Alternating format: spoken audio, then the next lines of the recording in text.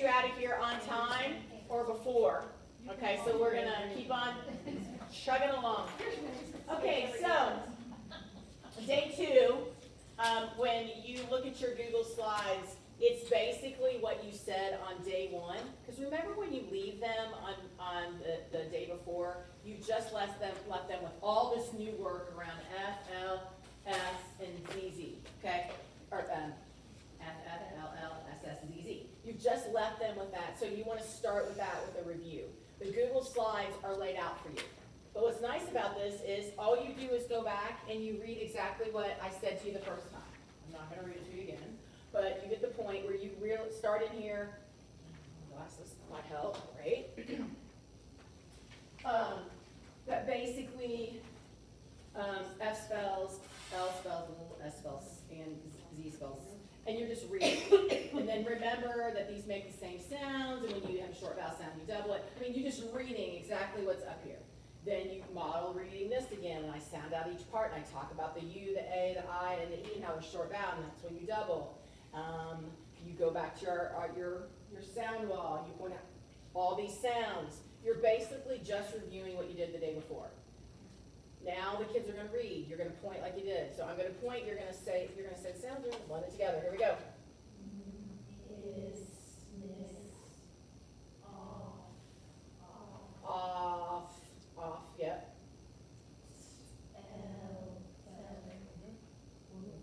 Good, not what. Good. Will. And then you're going to keep reading.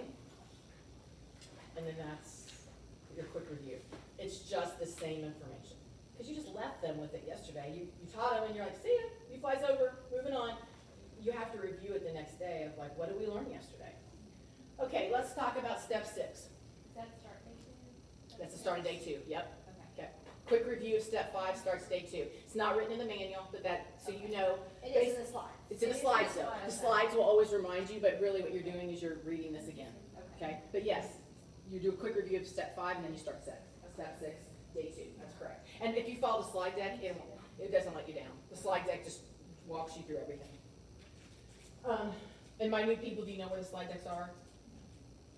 Should we share it? I will share. Okay. Put them on our hub. Just Okay. Make sure you. Okay.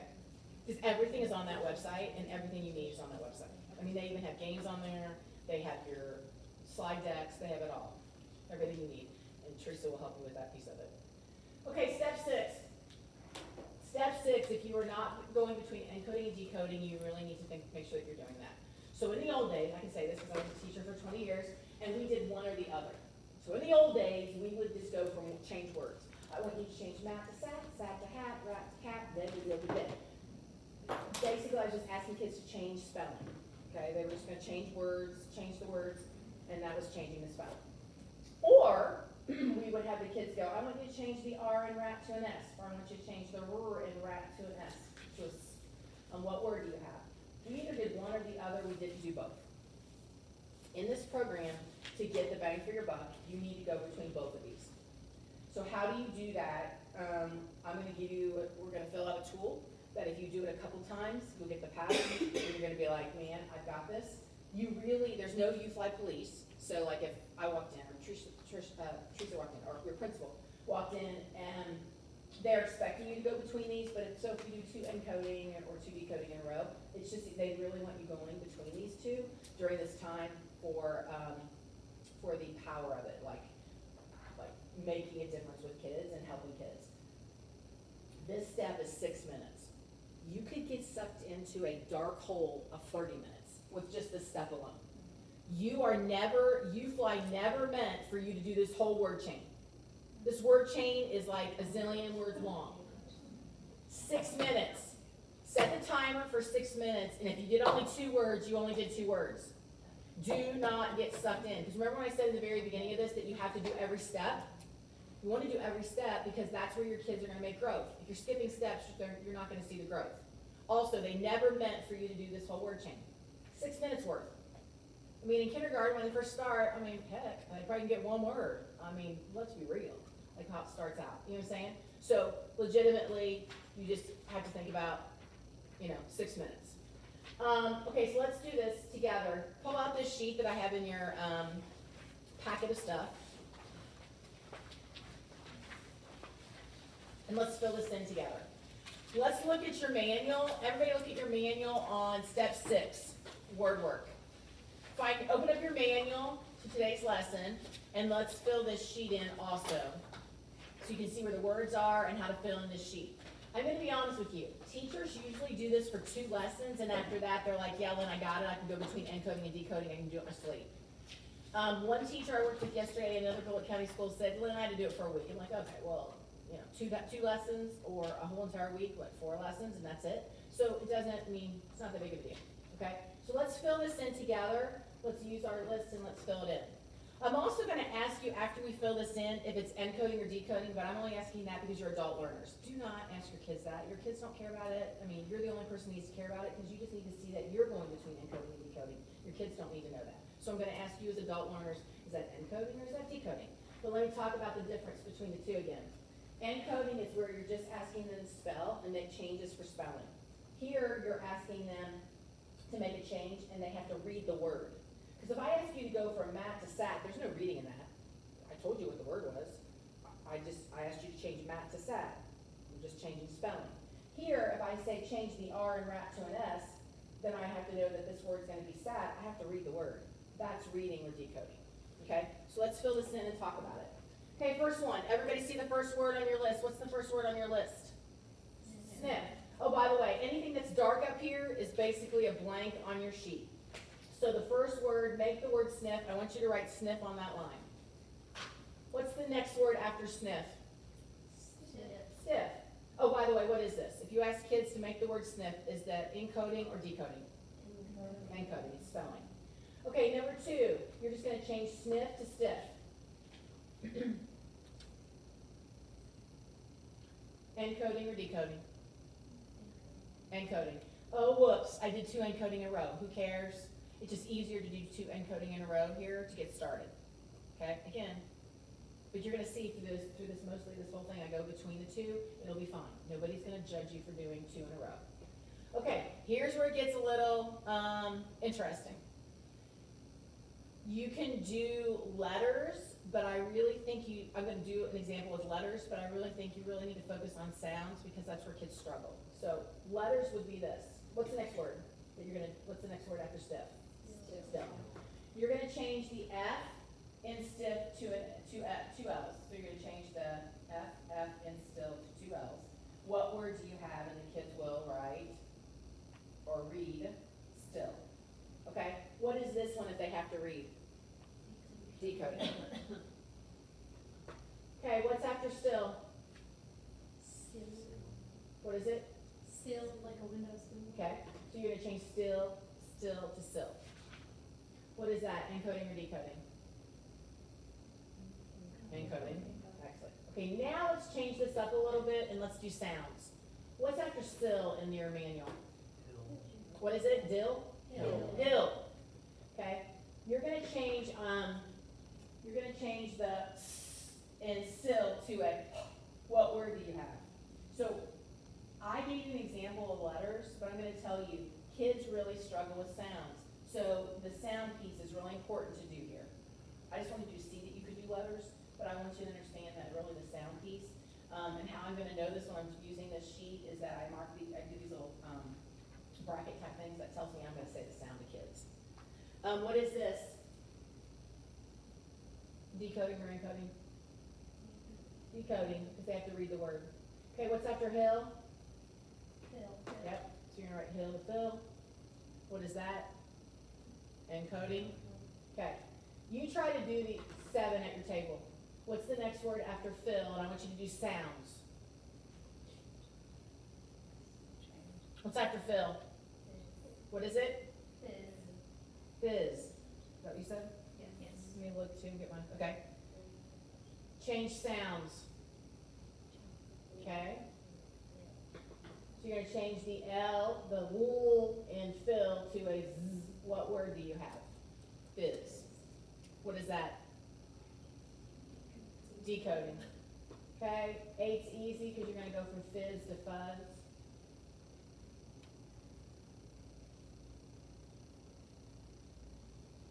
What's after fuzz?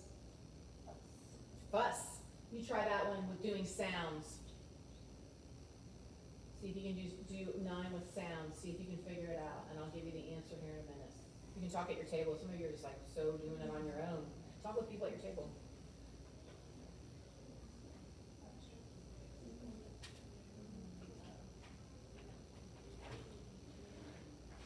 Okay, what do you guys have? Change the z in fuzz to a s. What word do you have? Fuss. What is that? Decoding. And then the last one is fuss to fuss.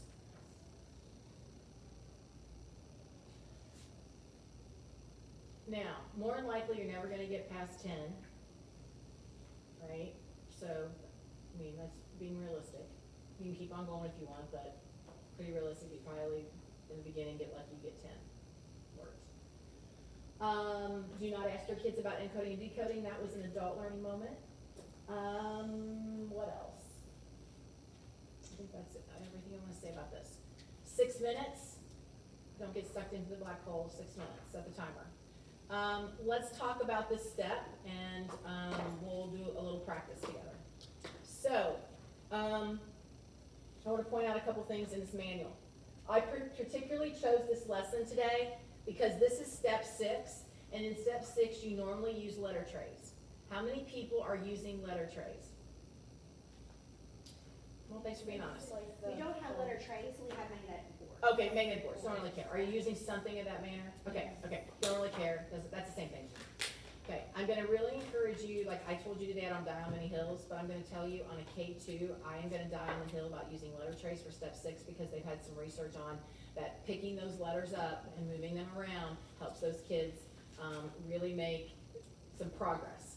So that's important. However, I picked this lesson because you don't use a letter tray for every time you see step 6. So everybody look at step 6 in your manual, and it says word work with writing. Sometimes it'll say word work with manipulatives, and sometimes they'll do something even crazy, like you'll do a sort or something crazy. Like 2nd grade has sorts, maybe even some 1st grade, but most of the stuff, I feel like there's some sorts that you do in like 2nd grade. So you have to really look ahead here and make sure that what this says. So in this lesson, it says word work with writing. That means you're gonna use a whiteboard. If it says word work with manipulatives, you're gonna give them a letter tray.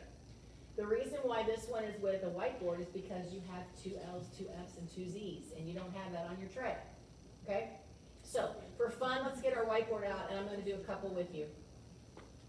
And I'm gonna talk to you about what this could look like in your classroom.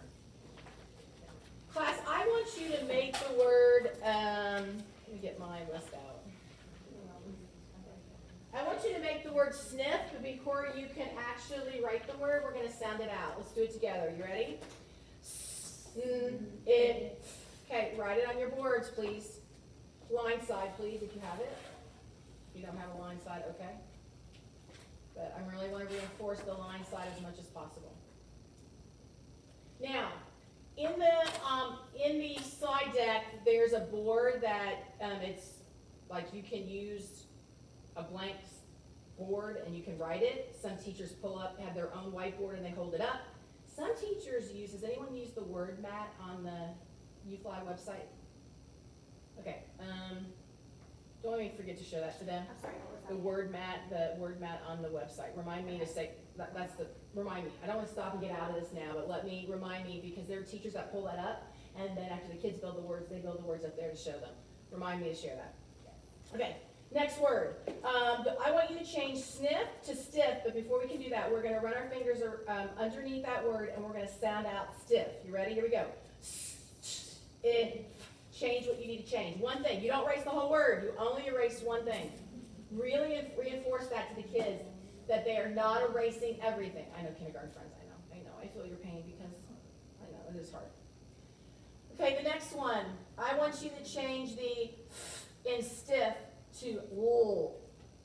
I want you to change the in stiff to wool. What are kids gonna write?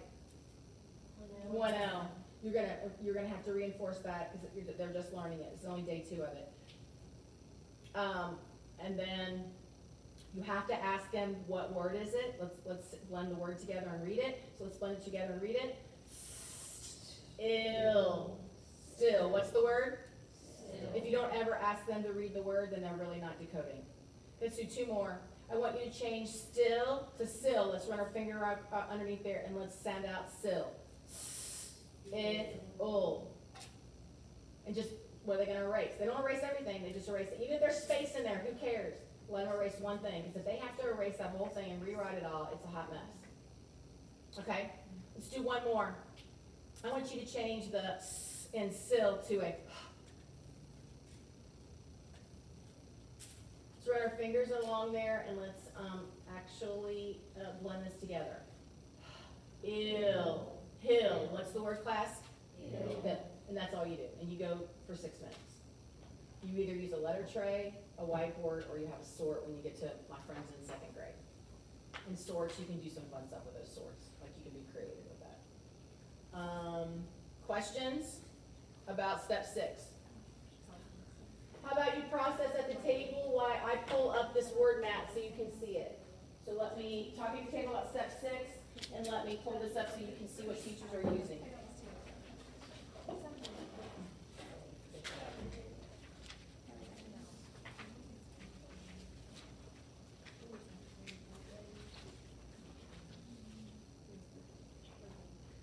Okay, on the YouFly website, if you are looking for a great tool for step 6 that you can provide feedback to students, there's digital resources. And when you scroll down, my head's probably in there, I'm so sorry. Big head. Here's the primary version. Here's the primary version, and teachers will pull this up and just keep it in a tab.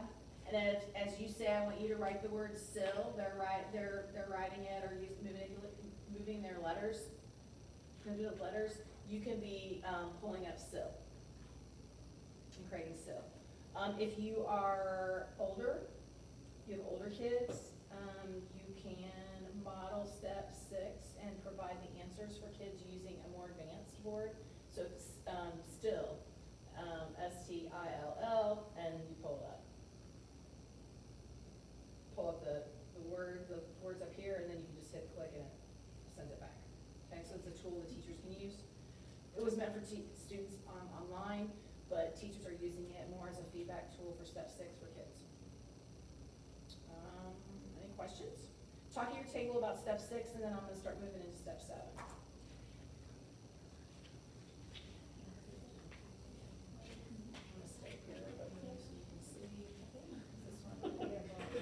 Here comes these in here. Let me bring this. Get this out of here.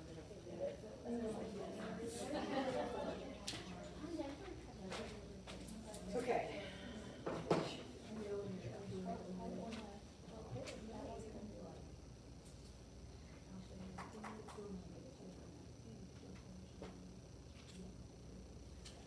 Questions about step 6?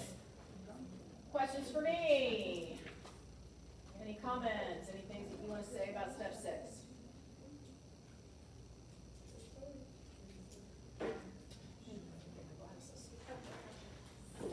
Sorry.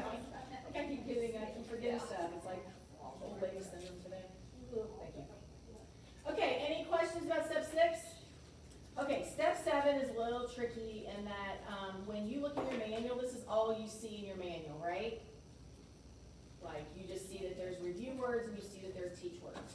You really need to be doing all 3, and you don't really need to be doing all 3 of these steps. One is that the kids just read, or the students just read the review words, so you just pull them up and they read them.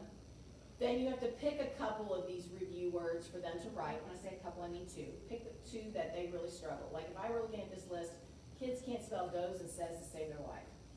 Okay? And then down here, you teach these 2 new words and they read them and they write them. So there's always reading and writing, reading and writing. And it's not on here. When you look at this, it doesn't say that, right? But that's what they need to be doing for this step. So pull out this cheat sheet that has a heart on it. It's the last piece of document I've given you. This is the other thing I would keep in my manual, and it tells you how to teach the red words, or the heart words. Where'd that come from? That was a long time. Heart words. Okay, everybody, let's look at today's lesson. We're on lesson 42. 42. Let's go through this sheet. Let's find lesson 42.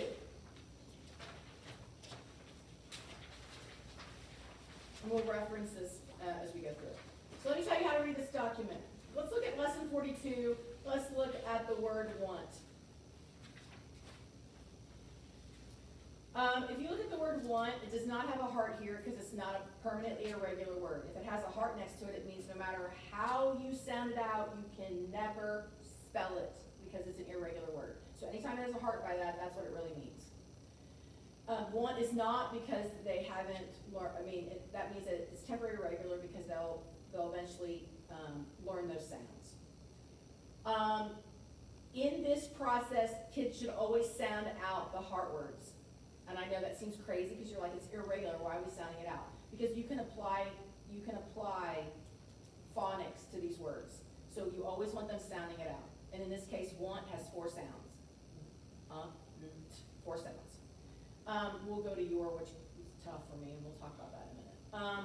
It tells you there's 4 sounds, and then it also tells you why and where the heart part is. So this is a really helpful tool so that you know what to say to kids about the heart part.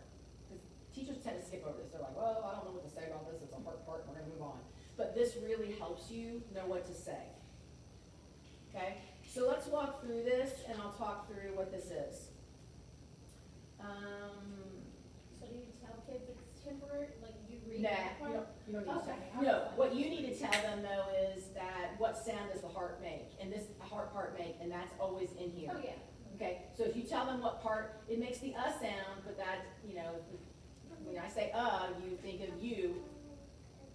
You think of you, and so that's gonna make it irregular. So I'll model this in a minute so you can be like, okay, what is she talking about? But this is a good, but they don't really need to know that part of it. They just need to know what does the heart part say. But, I'll model that so you can get a good feel for that. Here's the steps in teaching the heart words. The teacher says the word, the students repeat the word, the students pound out the sounds. Like they need to be sounding out each part. Then they can blend it back together, and then they have to practice writing it, and they should be sounding it out while they write it, and I'll model this too, okay? So let's actually look at this. So in this lesson, everybody look in this lesson, there are no review words. It just says insert some review words. So I inserted some. I like to put this box back over these because I've already taught this, and so when I've already taught this, I don't necessarily want this here for them to see. I just want them to be able to see since I already taught it. Right? This is how they would see it in text. So can we read this word? So I'm going to point to you, and you're going to read these words to me. Here we go. Said, was, what, are. Okay. Before I go on and teach, I would have you write 2 of those words, like what or are, or 2 of the words that I know you struggle with. You're going to practice writing them. So you're going to write what? Everybody write what? And you're going to do it. You're going to write 2 of those words. Okay. Not all of those review words because you don't have time for that. So let me say it again. They read the words, and then you give them 2 review words to write. 2. Pick the ones that talk about it as a team. Like, what are the 2 words that they struggle with? Let's do those 2 words this week. Those for that part. Then you're always going to come to the part where it's teaching. And how I like to do this is I'm going to do want first because we're going to talk about your. Okay, so we're going to talk about that one. So let's do want first. Class, I'm going to teach. This is how I would teach it if I were going to teach a new word to class. Class, this word is want. What's this word? Want. What is it? Want. What is it? Want. You could put in this sentence if you want, whatever. Okay, let's sound out want. How many sounds do you hear, class? 4. Okay, 4. Let's see what the 4 sounds are. Oh, the first one has a sound box. It makes the sound. Oh, the next sound I hear is When you hear what do you want to put there? You, but we're not putting you. We have to remember this is by heart because we don't spell want, W-U-N-T, we spell it A. So that's the part you have to remember by heart. Next sound is N, makes the sound. It's a sound box, it tells me it makes the N sound. And the last sound I hear is T, and it makes the T sound. So the only part of this word that I have to remember is the A, because when I sound out want, what do I hear for that A? U, but I don't want a U. What class do I need to put there? An A. That's the part I have to remember. And then let's blend this word together. Are you ready? Want. Then the kids will write it, and we're going to do a writing here in a minute. Then you go on to teaching the next word the same way, but I want to talk about this your. Let's look at this in this sheet. talk at your table, when you say your, how many sounds, when you sound out your, how many sounds do you hear? I personally hear 2. Talk at your table, and when you sound out or, how many sounds do you hear? Talk at your table, because I only hear 2. Does anyone hear 3? Does anyone hear 3? Oh, that's interesting. Okay, so let's look at what it says here. The OU represents the long U, or the OUR represents the OR. I personally only hear the U, and then I hear the OUR as one sound. So I hear this, and then I hear this as one sound. Is that what you guys hear too? Okay. Also, some kids, that's not the case. Like if you look at how it's spelled, this one can also have 3 sounds, but they also tell you this, depending on the dialect, it could be 2 sounds or 3 sounds. I don't hear that separate R. So when I'm teaching this, because I only hear 2 sounds, I'm going to have to teach it this way because those are the 2 sounds I hear.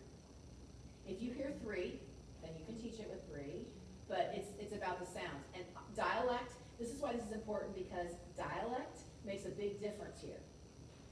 There are things we say, and that impacts how we teach this. So this cheat sheet for teaching heart words is really important. I don't hear 3 sounds. I don't. I hear the Y sound, and I hear the other as OR. Always show these as sound boxes to kids so they understand that that's a sound that you hear. In the old days, when we had high frequency words, we just had kids memorize it. Your, Y-O-U-R, your, Y-O-U-R.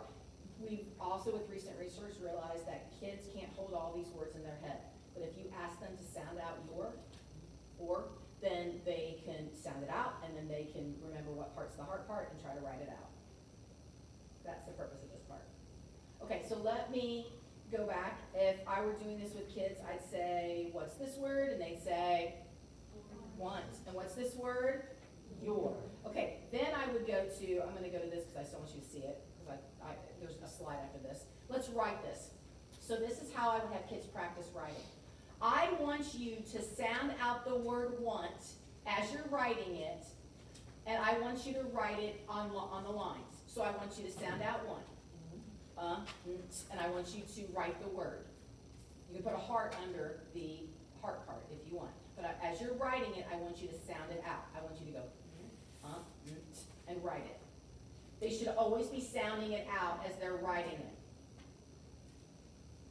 So you want them to write it the way they hear it? No, I want them to sound it out the way they hear it, but then I want them to write it the way they learned it. And they can put the heart part under the part, they can put a heart under the part, but they have to sound it out. They want the kids to get used to sounding out the hard words. So they want them to go, okay, well, the W, the N, the T. If they put a U there, then you could say no, because that's what's gonna happen even when they're writing it in like writing workshop time. They're gonna put a U there, and that's when you say to them, that's the part you have to remember by heart, that's an A. So they have to sound it out as they're writing it, but they're writing it the way you just taught them with the heart underneath it. Okay. Erase. Now I want you to say the word want and sound it out, and I want you to write it as large as you can on your board. So I want you to go, and I want you to write it as large as you can. As large as you can. Yeah, as large as you can. You should see your face. Yeah, I know. And that's okay for this part, and I'll tell you why it's okay for this part.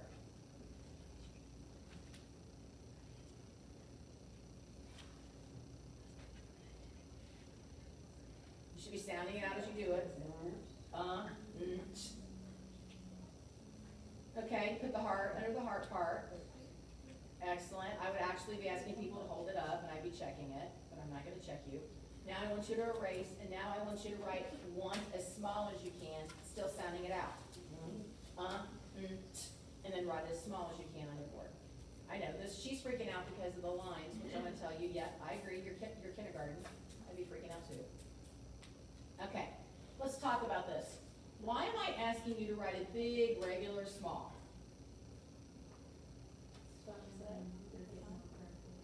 Yes, and also, yes, so it's engaging. The other thing is this, and that it's practice. They need to be writing it. It's good to practice in 3s. The other thing is they have to think about how to spell it. If you just say write it 3 times, they're probably writing the W, the A, the N, and the T, not thinking about it. Also, if you say write it 3 times, they're not thinking. Like, write one 3 times, W-A-N-T, W-A-N-T, they're not thinking about it.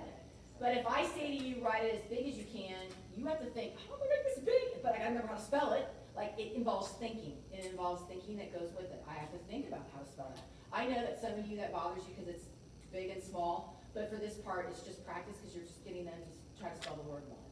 Okay? And you also had them do it on the lines the way it's supposed to be one time, and then you just had them the other 2 times, write it bigger. Okay? You would do that for your as well. I'm not gonna make you do it.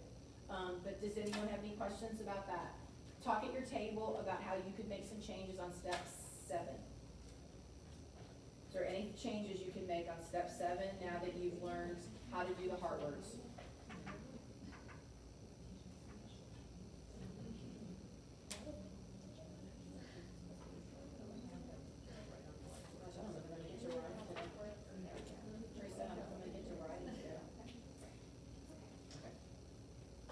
We might.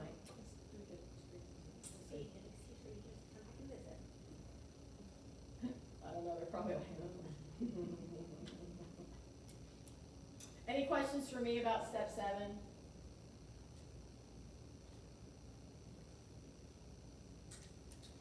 Okay, let's do the last step 8, and then let's talk about some small group instruction. All right, step 8. There are 3 parts in step 8.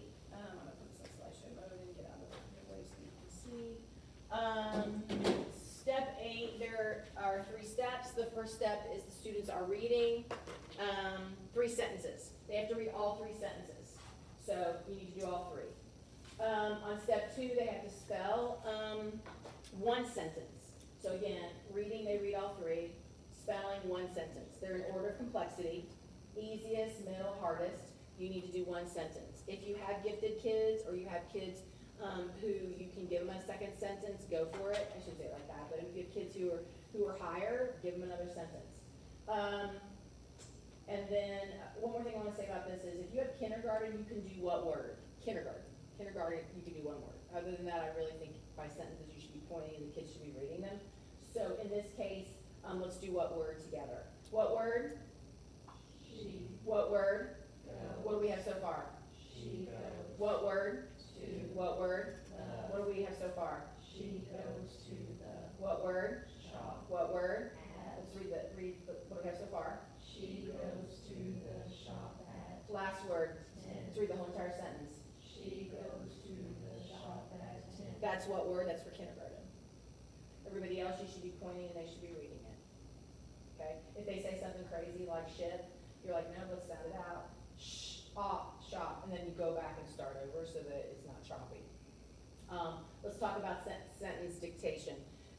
You do 1 sentence, and you don't dictate it word by word, because that's not, kids aren't keeping, if you dictate word by word, kids are not keeping it in a complete thought. When they sit down to write about grandma's house, do they think it in words? I went to grandma's house. No, they went. I went to grandma's house, we ate ice cream, we played in the field, blah, blah, blah. So they think in complete thoughts. So you want to dictate in complete thoughts and you want to repeat the sentence. So you can repeat, the sentence could be for dictation, we went on a ship. Let's repeat that. We went on a ship. Let's do it again. We went on a ship. Let's count how many words are in there. We went on a ship. How many words? 5. Let's draw 5 lines for that. Okay? Now let's repeat the sentence again. We went on a ship. Okay, let's start writing. And you know that you're going to have Johnny that maybe gets we, but then you're going to have to go over and help them. But that's all part of it. Okay? So just keep repeating the sentence. Give them those scaffolds of drawing lines. Expect capitalization, punctuation. Is there any other scaffolds you guys use that have to help kids with the sentence? I do, when we count it, always talk about the bigger spaces. Oh, yeah, that's good too. Space is such Yep. a hard. Yeah, that's good too. I like that. Anything else you do for scaffolds for kids to help them with the sentence? That's a good one. I like that. Okay. We had mentioned putting lines for each word.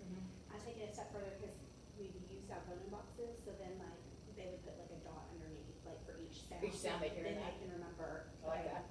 That's a good one too. That's good. Anything else you use for scaffolds? Okay. As a matter of writing too, they go, I have to go back and read it. Yeah, that's good. Yeah, you keep going back and reading it, yes. Yeah, I like that too, that's great. How many sentences do they need to read?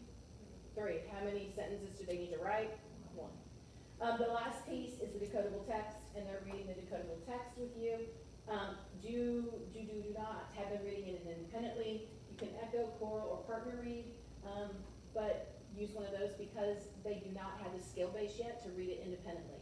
This is the first time they're seeing text. You've taught SH, or in this case, we've taught FFLLSSZZ, all in isolation, and it's the first time they're seeing it in text. They need support.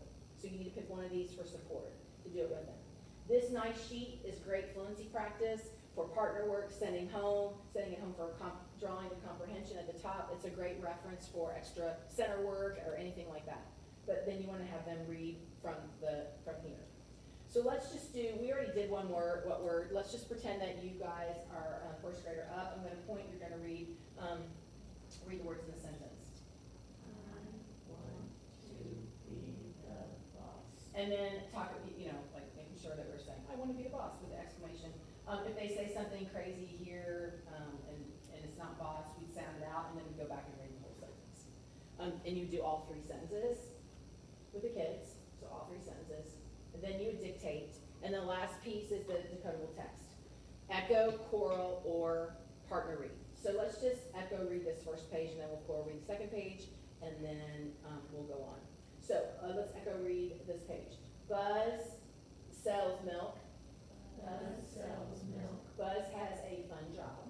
Buzz has a fun job. His job is to sell jugs of milk at the mill. His job is to sell jugs of milk at the mill. You get the point. So the next part, let's echo read this. I'm not gonna echo read the whole thing, but let's echo read. He huffs and puffs, I have to say choral. Let's do it again. Choral read. He huffs and puffs at the top of the hill. Buzz fills 6 glass jugs with milk, not a drop spilled. I faded away. Hopefully you as a teacher can fade away in choral reading as well. Talk about step 8. Do you need to make any changes, anything your team needs to talk about? And then we will talk a little bit about how to form small groups using our Friday data.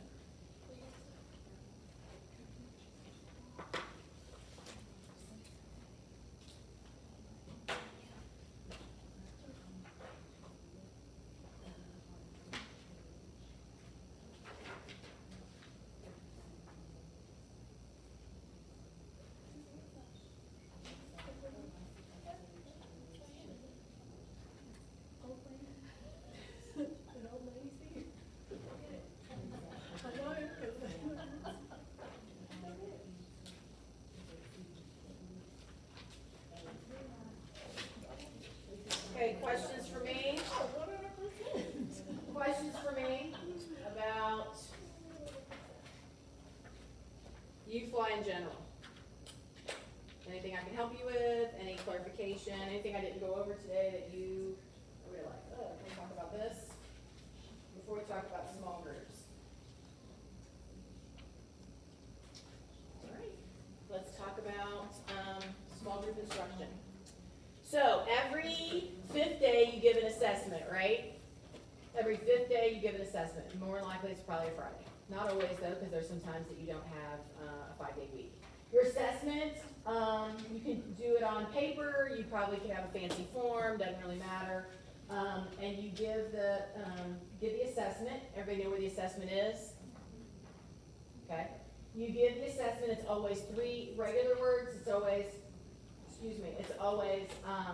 the 2 heart words, and then there's always a sentence. Okay.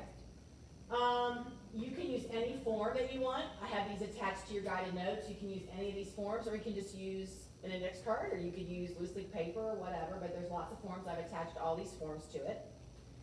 And then also, there is, once you score them, there is also a nice tool that you can use to keep track of it. Do you want to talk about this piece? Yes, and so it is already linked on our school site. So when you all come here, you go to each grade level, you can see youth fly weekly assessment data. So you click there and they're all listed for you by home rates.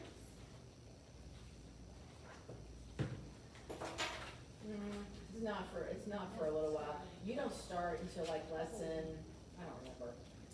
Look at the back, but I think you've got several lessons before you start since you're kindergarten.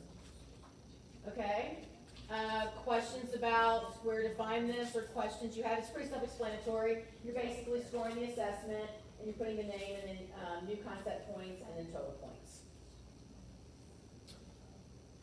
And everybody knows how to score? Okay, everybody knows the scoring for new concept and everybody knows the scoring for just the whole entire thing? You wanna share that with her? Share that, go over it? Yeah. Okay, yeah, I can do that. Okay, so let's talk about this. So you making sure that you know how to score correctly. Do you have, so do you guys have any questions? Do you need to talk about anything first before we go over this? Okay. Okay, here's how you score. In your back of your manual, here's the assessment. When you're scoring new concept points, you are only scoring, so you always give 2 skills a week, right? Here's an SH lesson and a TH lesson. You're gonna have to give the TH assessment and the SH assessment, which is why I like some of these forms, because some of these forms, well, not these. This Front one. and back. This one, yeah, you can do front and back, but this one I like is because you can just fold it over and you do 1 skill and 1 skill. But I think this one has it where it's fold tops and bottom. But anyway, I have examples in there where then you're not, you have 1 skill and 1 skill. So you can decide however you want to do it. But you're always going to give both skills. Okay, so new concept is you always count the new, I taught SH, I'm always going to count these, and I'm going to count the SH words in the sentence. And that's where I get my 5 new concept points, 3, 4, 5. In here, I'm gonna count my 3 new words, and there's 3 words, and there's only 1 word in here, so that's where I get 4 total points. And then all the points is you count everything. You count this, and every word in the sentence for a total of 11. So when you do the total points, it's everything, and when you just do new skill, it's just the skill under new regular words, and there's always 1 or 2 words in a sentence that you count. Does that make sense? Make sense? Okay. For this purpose of forming small groups in your classroom, you are going to focus on the new points, concept points. So here's what happens. Everybody's like, when am I doing this? When am I pulling small groups? So they do say that in a literacy block, you have your HQIR time, you have your U-Fly time, and you have some small group time. So if you have 30 minutes of small group, they're suggesting that you only spend 8 minutes on a U-Fly concept. And then you change your group up and you do another 8 minutes. But look at this is skill 1 and skill 2. So in other words, you're gonna use this data and you're gonna pull the kids based on what they need. Let me go back to this. You're doing 2 skills. Not everybody's gonna need SH and not everybody's gonna need TH. So that's why you have two 7-minute blocks.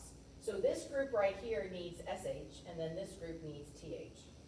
And then I'm also gonna show you like the key piece of how do you know that. So this is only 15 minutes. So you're only spending 15 minutes in a small group on U-Fly. 1 group of kids and 1 group of kids. 8 minutes. The reason why is this, it's phonics. Who wants to spend 30 minutes on phonics? Like, oh my gosh, let me poke my eyeballs out, okay? Who wants to spend 30 minutes? And it's not something you need to spend 30 minutes on. And then you have 15 minutes you can spend with kids on language comprehension, vocabulary, comprehension, and those other pieces that they may struggle with in small group. So you are gonna pull 2 groups every day, 7 minutes to 8 minutes, 7 minutes to 8 minutes based on skills. How do you do that? There's this handy dandy chart in your folder that shows you if the possible points are 3, here's the breakdown. If the kid got a 3 out of 3, why do you need to meet with them? You don't. If they got a 2 out of 3, then they're going to be a review group. And then obviously here, I mean, it's going to end up being intensive because there's nothing left. Here, if they got a 4 out of 4, you don't meet with them. They got a 3 out of 4, they have review. If they got a 2 out of 4, they're reteach. And then any any of these kids that got any of these points. Because the sad thing is, UFly didn't do the assessments all the same with the same points. When you look at this one, look, this one's 5, this one's 4. So you're just taking the new concept and you're going, okay, I'm out of 5. Here's my list out of 5. Here's my list out of 4 and what I need to use. Let me show what that looks like. Let me show you this piece first. So here I've lined up my kids. Guess what's gonna do it? Your chart, right? Your spreadsheet is gonna line up your kids. These kids need no review. These kids, and these kids, I need to meet with. These kids you meet with 2 times, these kids you meet with 3 times, these kids you meet with 4 times. I'll say it again. These kids you meet 2, 3, and 4. These kids, we need to put them off, and they're probably reading decodable text all by themselves or in partners. They're doing something. I don't want to meet with them at all. They scored well on the assessment. The other thing about this is small group time is, it's the same every day. Monday, for 3 minutes, I'm going to do this. On Monday, for 4 minutes, I'm going to do this. Meaning you go to SH skill and you just review the step 5 for day 2. You get out a word chain for SH. On Tuesday, I'm going to do a word chain for 7 minutes. On Wednesday, I'm going to do another word chain for 7 minutes. This is all the same. You do the same thing every day in your small group. You're just changing the skill. And this stuff is found in your manual. Like, you don't have to make it up. You guys have blending drill boards that you've already created for SH. Pull those up and you go through the blending drill with the kids. You do a spell the sentence out with the kids, 4 or 5 minutes. You go to, if you're SH, you give them the sentence that has the SH in it. And then Friday, do you even meet in small groups on Friday? Probably not time to give assessment. Okay, so look, it's Fridays, it's games and blending drill. So you're literally doing Monday, Tuesday, Wednesday, Thursday. What's nice about this is it's laid out for you from UFly. You don't have to make it up. Like, what am I going to do with that group? Well, it doesn't matter. I have these kids that need SH, and this is what I'm going to do Monday with them. And these kids need SH, and this is what I'm going to do Tuesday with them. SH, Wednesday, and Thursday. So you do both groups? Yeah, both groups, but just different skills. So like for 7 minutes, I have these group of kids that struggle with SH, and it's Monday, and I'm meeting with this group. I'm gonna do this with them for SH. Then I'm gonna send them on their way, that's 7 or 8 minutes. I'm gonna pull the next group that has TH, because not everybody needs the same thing. And I'm gonna work with those kids for 7 minutes, and I'm doing this. So it's very, like, honed in. Like, you're only doing 7 minutes. And honestly, when you're looking at it, you just pull up this SH lesson in your manual, and you pull up the steps that they tell you to do. They're only asking you to do, like, you just pull that stuff up and do it with them. It's not anything crazy. I know, it's 3:20 and you're like, Lynn, what in the world are you talking about? Process what you can today. Process what you can. It's like 3:30, you're tired. And it's also different than what you've ever done before, because you always pull groups for 20 or 30 minutes. Yeah. I was thinking we were saying, pull 2 groups with one skill and then another 2 groups with the next No, skill. one group every day for each skill. So let me go back to it like this. One group, SH, TH, 7 minutes here, 7 minutes here. Every day you do that. Set your timer.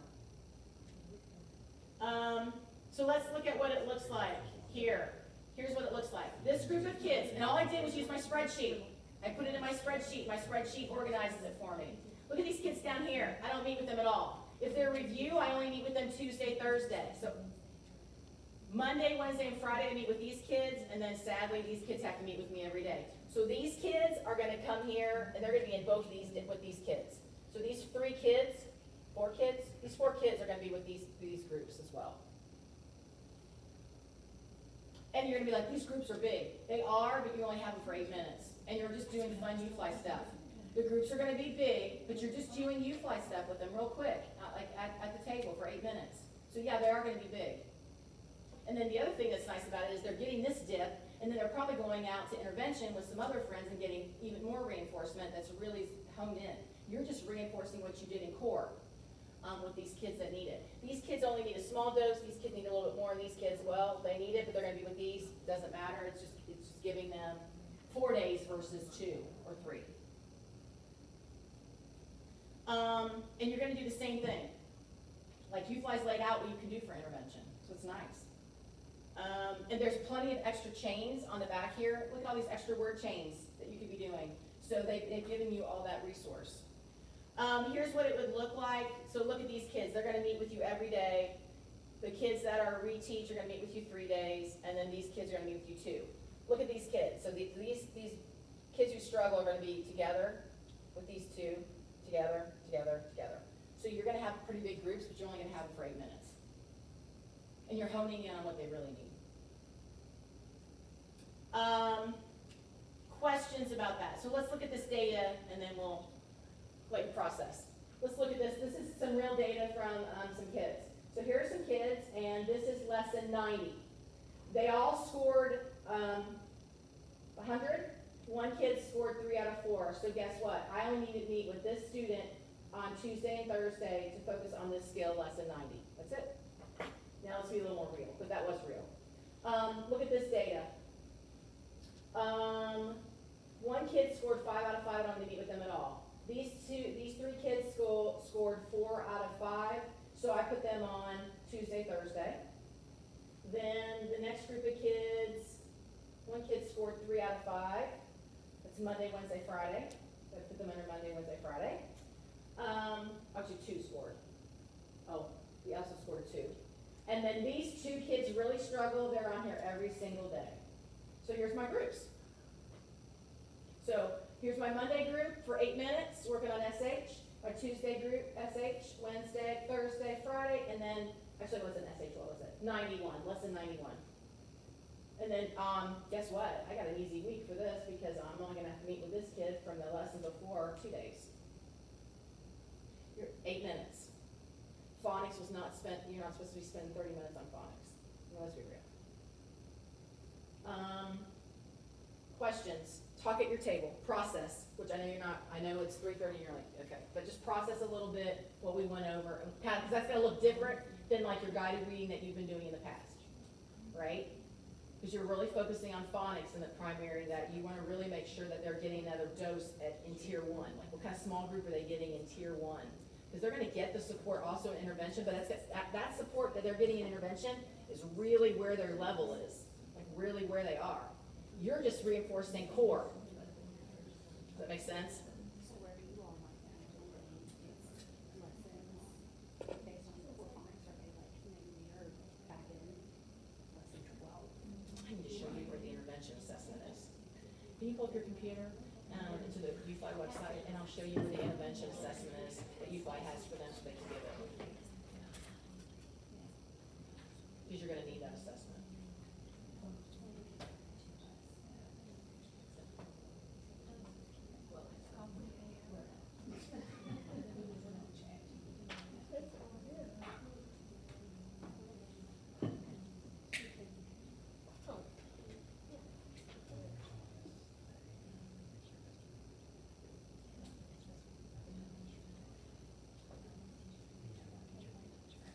Put this back up so you can see it. So Also, it makes sense. those that need our staff resources for Youth Fly, if you just click grade level, a page will pop up and, it says grade levels or something. And then it has staff Youth Fly folder, so it's shared on there, our site. Okay. Go to printable resources and then scroll down. Keep going.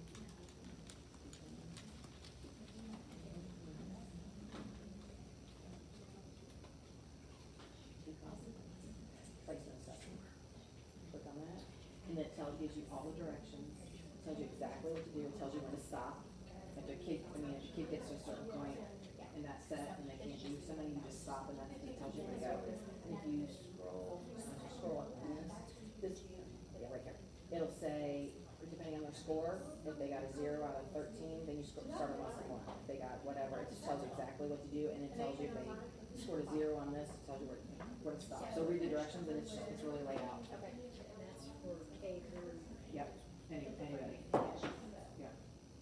And so it's an intervention. I don't see how you're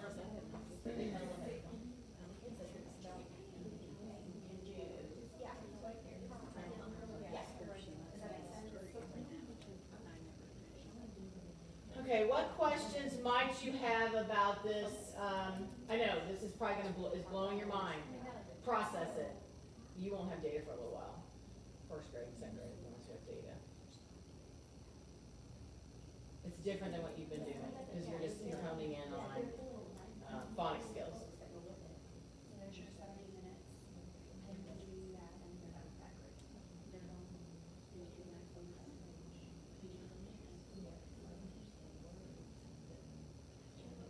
You might do smaller. Break it down. You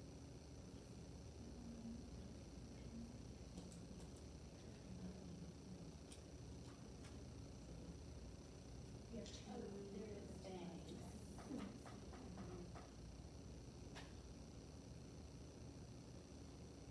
Questions? What the need is.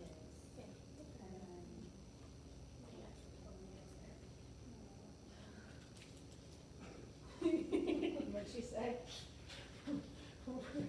We have a big block for something. Oh. We're thinking We're about trying to how to fit time in. Okay. Also know that these things are on your guided notes, because you're gonna leave me and you're gonna be like, well, how do I know which one and how do I know how to set them up? Because they do give you this cheat sheet here of like correct and then who's in what group. So I did give you that, so you have that. And then also, it doesn't change, it's every week it's the same, it's just the skill changes. I'm gonna talk a little bit about this bundling thing and then let Teresa talk, and then we're just gonna touch base real briefly on writing, and I'm gonna get you guys out of here.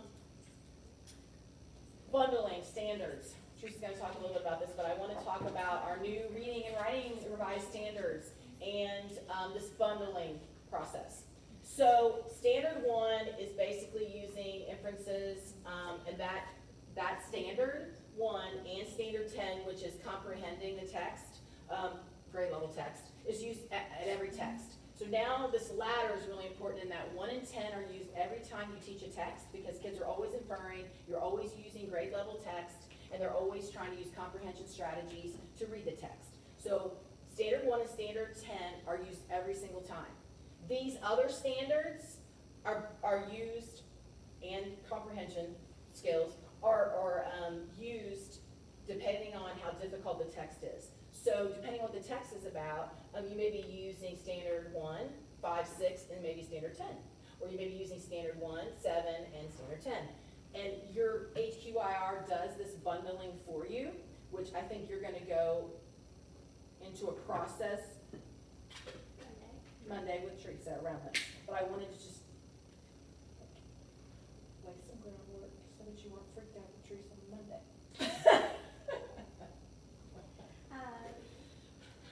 So, and like she said, the reason we're using an HQR is we are not curriculum writers.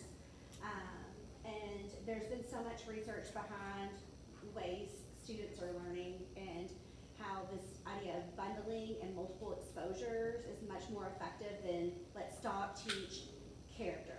Let's stop, teach theme. You know, because as good readers, when you read this summer, you didn't just think, okay, I'm gonna really focus on the events that happen in this story, just the events. No, you're thinking about all the things. All of those standards all connect. At different times on a page, I might be on rung 1, 3, and 7. Well, not 1, because 1's on the side, but you get my point, right? So we're gonna trust the process, since we are going to try and use things as is laid out in our HQIR. There's been more with primary that has kind of transitioned to more of the science of reading as well. So you won't see sight words is out, high frequency words is the new lingo. That's what it's called in UFly. Yes. So you're okay. So we should not use sight words. We talk about sounds and letters. We're talking about graphemes and phonemes. And so it really carries a lot of the language that from the research of science of reading. And I know there's been a lot of talk about, letters training or some type of science of reading training that has to be done before 2029. So I think there's a couple people that are going to be signing up this year. So if you're interested, I just told them I would try and support as much as possible, because I have been through it. Lorraine has been through it. We were trying to figure out how many years ago it was. Like 5? No, it had to be 7. No, it's just been. It was before I was in this role. 3 or 4. It feels like that. I've been in this role for this is my 3rd. Because break and then started my rank change. So, it's been a while. Which just But says- anyways, and, we're phasing out, if you saw Dr. Howard on the news too, the language, about my best day right now. I'm laughing because she saw her face, she goes, oh, I didn't see that video. How we're That's what I'm talking phasing about. out some of the old things like MSV, like does it look right, does it sound right, does it make sense, and students guessing words. So I want you to be mindful of that because it is law and you cannot use that. It is. So That's exactly right. there's been big changes. But everything's fine. We're gonna get through it together and I'm gonna support you. We're gonna do what is best for kids. It's gonna greatly impact kindergarten and first grade because there is law that if you don't meet benchmarks, you are granted a bonus year. So we're gonna be talking about what those exit criteria look like. I think it's supposed to be approved by the board this month, because we had to work on it through the summer. So you'll see all of that come about too. And on a side note, we'll have RIP plans. They're gonna be not Bullitt County ones, KDE ones that are on Infinite campus. And then we'll also have math improvement plans that start this year too. So, so just hang in there. We're in this together, all the changes, all the things. So, it's gonna be good. It'll be fun. Okay, I'm gonna not spend a lot of time on writing, but I'm gonna touch base on it because I wanna get you guys out of here. Cause it's changed. It's changed too. So, let's talk a little bit about writing. So in the past, it didn't really probably impact, well, I guess you did say you guys did, you did, first and second grade did on demand. Okay.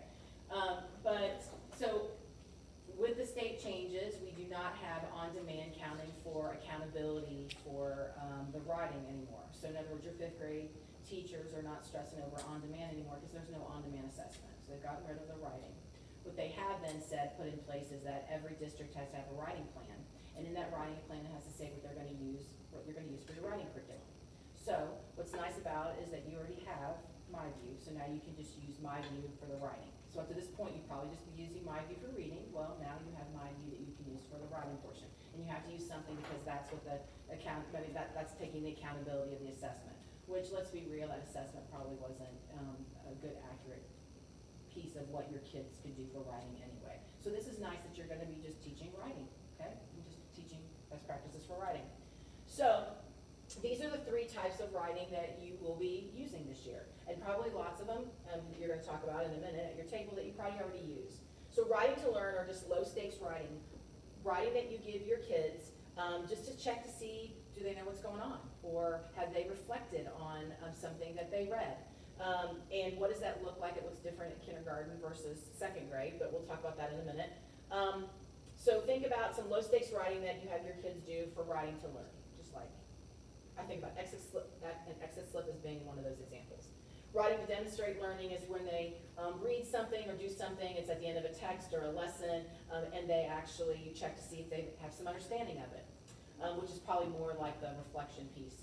And then published writing is like they wrote a piece around an opinion piece, an information piece, a narrative piece, which we probably spent a lot of time in the old days on opinion writing because that's what the state assessment was.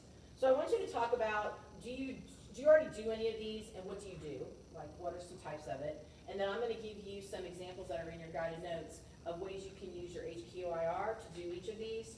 And then I'm gonna talk about some scaffolds that you can use because in kindergarten it's a lot of picture drawing, and it's a lot of labeling versus writing sentences and things like that. So talk at your table, what do you use for these? Like if you publish pieces, what pieces do you publish? Do you have the kids do anything after you've read a text? What do they do? Or after you covered a lesson, or to see if they've mastered anything? And then writing to learn are just quick jots of writing that you use to check on things. So talk about, do you use any of these? And then I'm gonna go to the next page and then show you some examples.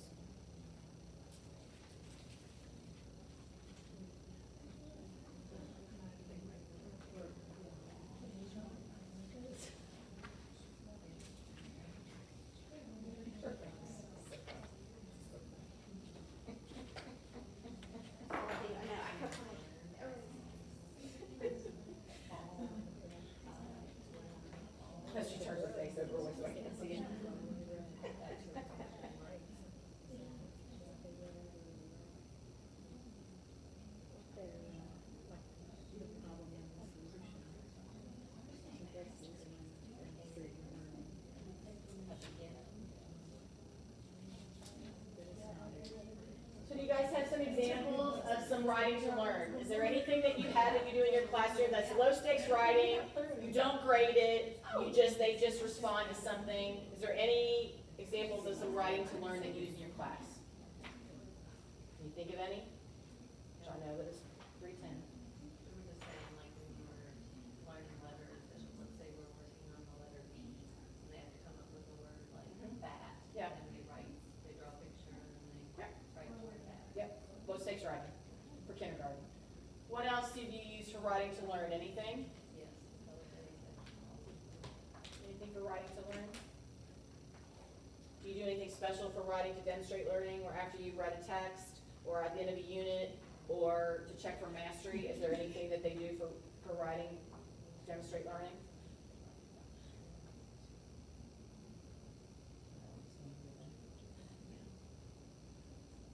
Okay, and then the last one, what kind of published pieces do you do?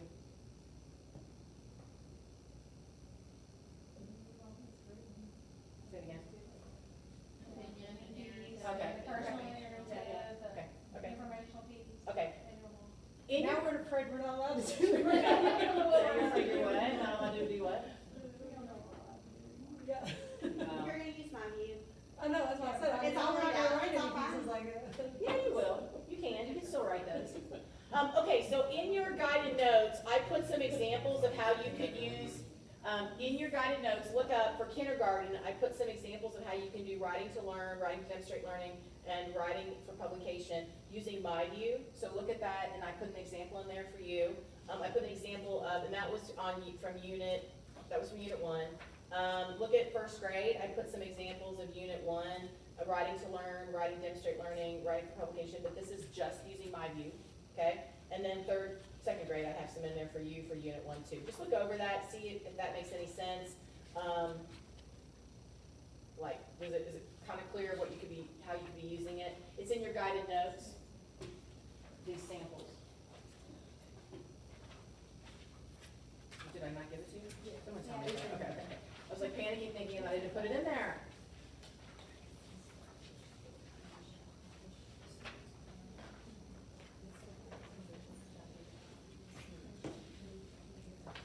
Yeah, there's kindergarten, first grade, and second grade example.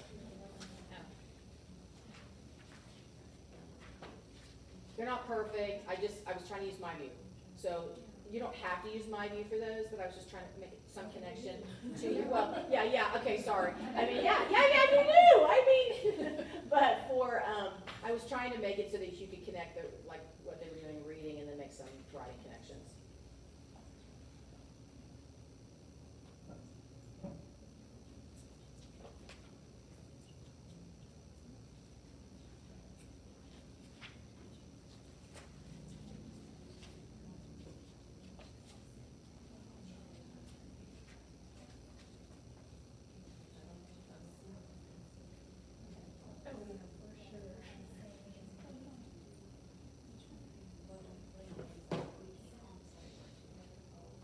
High frequency, and that's what they're called in here. They're called high frequency in here, so you're just gonna come high frequency. The reason why they've changed that is of science of rating it. The sight words are considered words that kids already know, and high frequency words are the words you're teaching them because they appear most frequently in text. So that's the term that we use, that's the standard, yeah, that's new. So that's a new expectation. But it's nice because they call them high frequency words in here, so it just helps you. Oh, I already use the same thing? Yeah. Right, but that's what we can.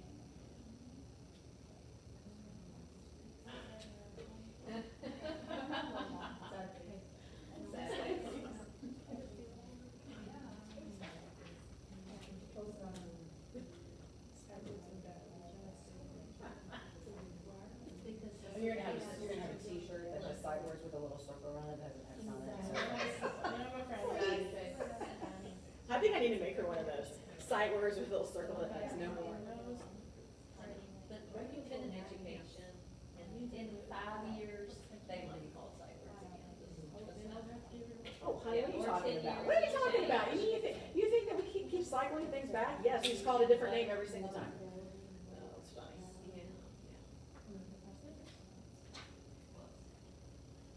What'd you say? Oh, did that? Yes, that's, I mean, this is my concept here. together. I just put together that example. It's not anything crazy, but I was just trying to make a connection to my view. So, I mean, it's not the best. You guys are more creative. You use my view on a daily basis. I don't. I just took a manual and I was like, okay, can I put something together that could relate to your grade level and hit those things? So those are the examples. You guys can be as creative as you need to be to hit those areas, those 3 types of writing. Let's talk a little bit about some scaffolds and then I'm gonna let you guys go. Thinking about writing, you're gonna be teaching your my view, but then you need to think about what do kids need that struggle. And so sentence frames are great. Can you provide a sentence frame for kids? The other big thing about writing is they need to tell somebody about it before they write. We don't necessarily think enough about how important it is for oral rehearsal. You tell your friend what you're about to write, now start writing it. The oral rehearsal is so important. And then we also have that, something that's been around forever, is that shared interactive writing, where you have that, you act as a scribe and the kids tell you what to write and then you're writing it on chart paper. That's so old, that's been around forever. Yes. Right, very old, but still Or really good guided things that are really good scaffolds for kids. By the way, she has this PowerPoint, she can send it to you. A couple other things I want to point out is, when you focus on writing to learn, what does that look like? What can that look like at each grade level? So in kindergarten, it's heavy drawing. It's 1 or 2 phonetic labeling. Like maybe for the bear, they can only get the B, right? Because that's not where they are. They haven't learned anything else yet. And it can be dictated thoughts written by an adult. How often does that happen? In my first grade friends, writing to learn can be a complete sentence, detailing facts, observations, personal connections. When you get to second grade, there's some multi-sentence reflections, and you can give them some sequencing words to help them. You can give them a sentence starter, like for opinion, I think. And then over here, think about what kind of scaffolds can you give them. Can you give them charts, word banks, some sentence frames? Those are just some things to think about for kids who struggle with writing to learn. What are some scaffolds you can provide them to help them with some writing? Hopefully, some of that's already in your HQIR. Hopefully, some of that's in your My View already that has some scaffolds. I don't know. Has anybody used the writing this year? Last year? So this will be your first year using it? Okay. Okay, okay. So that'll be, okay. You use the language a lot? Okay. So that'll be interesting when you guys start to dive into that writing piece. Because it'll be the first, I mean, like, you know, when you start anything new, it's like, it's just, you're just doing what you can do, do the best you can do. Okay, talk at your table about 3 takeaways from today. Each of you share a takeaway. If you don't have a question, don't worry about it, but share some takeaways at your table from writing and UFly, because that's kind of what our focus was today. 3 takeaways. Talk to people at your table about 3 takeaways. And you're going to each share out in a minute your takeaways. And I'm going to let you go home. 100%.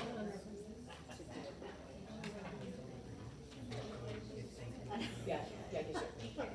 Yeah, no, that's really really good when we take to practice that before we start doing it, because we need to be assessment. Say again. If there, I said before, but, if there's, Oh, it's fine. Yeah, no, I'll send it to you, make it collaborative, so you can see it. Every year I have to sit there before I get it. Okay, let's go around the room and let's share. So let's start. Who wants to start? What table wants to start sharing their takeaway from today? Let's start back here at this table, second grade friends. So who wants to start at the table to share around one takeaway from today? Think about UFly or writing. I was gonna say, I think for you five, it's good to go through this lesson again, just because, I mean, we've been doing it for Right. years now, but still, some of the things we were like, "Hey, are you doing that?" You know, like, when And you're then talking repeating a about it with your word or team. something like that, so it's kind of refreshing to, Okay. you know, get some new ideas, Okay. things that we weren't doing. Anybody else at that table want to share a takeaway? I like just being able to get to see it again, because this is new to me, so I feel like I was a little bit sharper the second time around than from when we went over it the first time. Okay. Anybody else from that table? Because I don't want you to feel like you're being left out.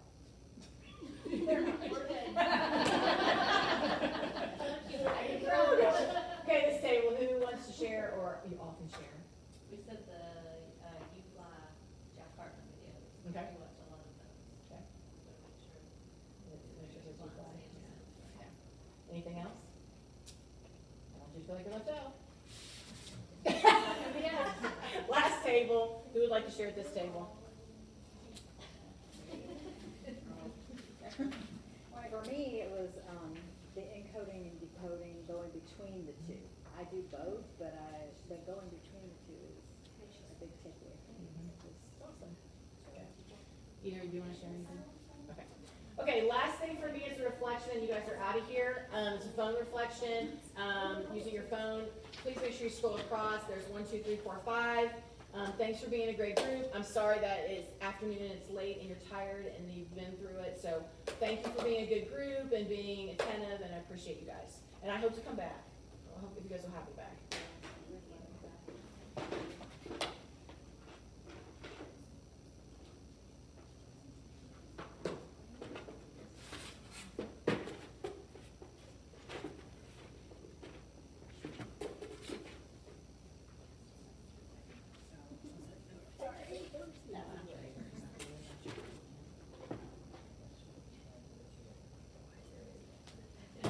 So I don't know if you can tell that we're different, but we are. Come on. My friend. We're colleagues. Oh.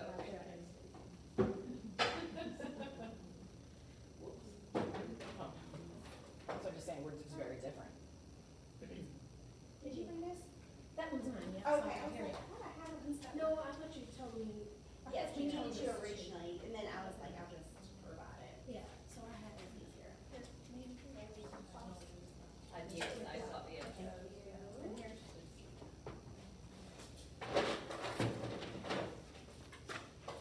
Thanks, guys, I appreciate you. Thank you. Have a good start to the year.